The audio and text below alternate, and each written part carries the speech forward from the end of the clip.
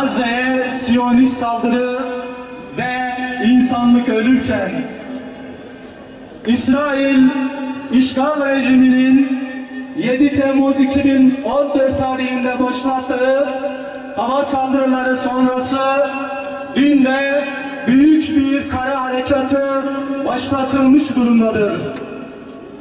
Bu harekat sırasında hayatını kaybeden Filistinlilerin sayısı her geçen gün ve her dakika artarken, Gazze'de zaten kötü olan insani durum dayanılamaz boyutlara ulaşmış ve tek sığınma yeri olan tüneller de yerle bir edilmiştir.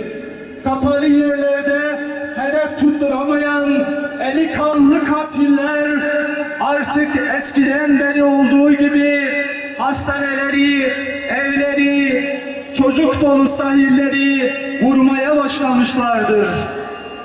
Dünya her zaman olduğu gibi korkak ve sessiz, konuşanlar ise sadece bir avuç kamuoyu, hıçkırıklar, dualar, lanetlemeler, dün unutan ve bugün utanan bir ümmet var.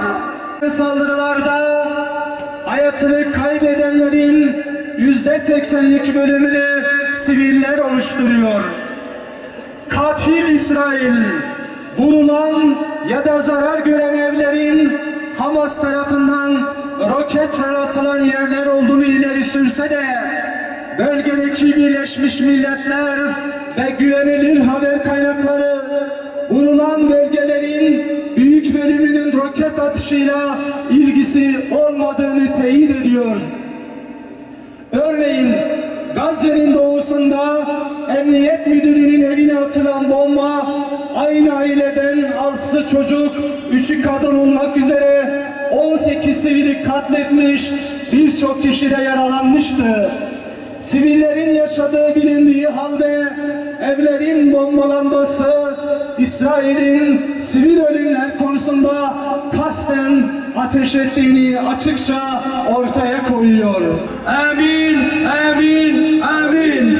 Allahümme ya Rabbel alemin. Amin. Allahümme inna nes'aluke erdâke vel cennet. Amin. Ey Rabbim, Nuh Aleyhisselam'ın dediği gibi sana yalvarıyoruz.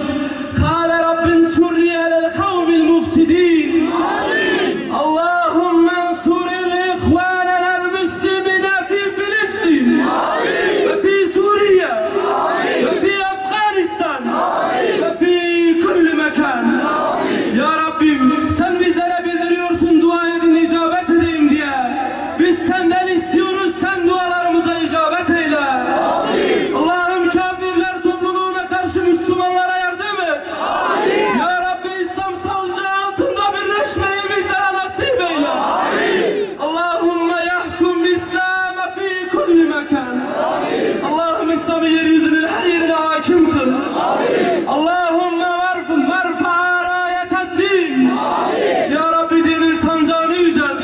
Amin. Allahümme eskud rayetel kuffar. Amin. Allah'ım, kafirlerin bayrağını alçalt. Amin. Gıyabi cenaze namazında niyet ettiğim o Müslüman kardeşlerimizin gıyabi cenaze namazını kılmaya uydum imama demek yeterlidir.